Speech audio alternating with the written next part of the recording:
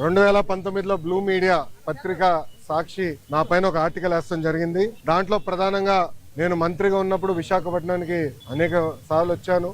Lounge లో నా పైన దాదాపు 25 లక్షల రూపాయలు ఆనాటి తెలుగుదేశం పార్టీ ప్రభుత్వం ఖర్చు పెట్టిందనే వార్త వేస్తాం జరిగింది. అప్పుడే నేను లీగల్ నోటీస్ కూడా జారీ చేశాను.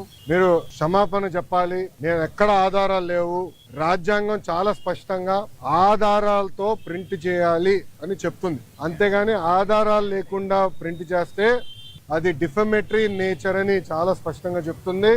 మీరు ఎట్టి పరిస్థితుల్లో రిజైండర్ ప్రింట్ చేయండి అని ఆనాటి సాక్షి కానివ్వండి, అదే విధంగా దేశవ్యాప్తంగా ప్రింట్ అయ్యే ప్రతి వారం ప్రింట్ అయ్యే మ్యాగజైన్ ద వీక్ కూడా మనం నోటీసులు జారీ చేస్తాం జరిగింది. ద వీక్ అవుతే ఇమీడియట్ గా మా దగ్గరకు ఉన్న సమాచారం కరెక్ట్ కాదు, మీరు చెప్పిందే కరెక్ట్, మేము రిజైండర్ ప్రింట్ చేస్తామని వాళ్ళు చాలా స్పష్టంగా ప్రింట్ చేస్తాం జరిగింది. కానీ బ్లూ మీడియా గురించి మీకు బాగా తెలుసు. తప్పుడు వార్త పదే పదే రాసి అది నిజం చేయాలని ప్రయత్నిస్తుంది. అదే రీతిలో వాళ్ళు ముందరికెళ్తున్నారు. అందుకే నేను గత 5 సంవత్సరాలుగా న్యాయ పోరాటం నేను చేస్తున్నా.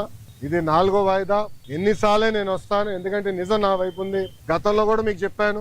ఈ రోజు కూడా మంత్రి హోదాలో నేను వచ్చినప్పుడు పార్టీ ఆఫీసులో బస్సులో పడుకుని సొంత భోజనం నేను తింటున్నా తప్ప ప్రభుత్వం దగ్గర నుంచి కనీసం ఒక్క వాటర్ బాటిల్ కూడా నేను తీసుకోవట్లేదు. నేను ఇక్కడికి వచ్చిన వాహనం కూడా నా సొంత వాహనం, దాంట్లో డీజిల్ కూడా పోసుకుని నా సొంత నిధులతో, ఎక్కడ ప్రభుత్వం పైన ఆధారపడకూడదని మా తల్లి భువనేశ్వరి గారు నాకు చిన్నప్పుడు నేర్పించారు. అదే రీతిలో ముందరకెళ్తున్నా. ఎట్టి పరిస్థితుల్లో ఈ కేసు నేను లాజికల్ ఎండ్కి తీసుకెళ్తాను. ఎన్నిసార్లు వాయిదాలు వేసినా నాకు ఇబ్బంది లేదు, ఎన్నిసార్లు రమ్మన్నా నాకు ఎలాంటి మొహమాటం లేదు. ఎందుకంటే నేను తప్పు చేయలేదు. నిజం గెలిచడానికి కొంచెం ఆలస్యమైనా నిజం గెలుస్తుందని బలంగా నమ్మే వ్యక్తిని. గతంలో కూడా నేను చూశాను. నాకు నేను కట్టుబడి ఉంటాను.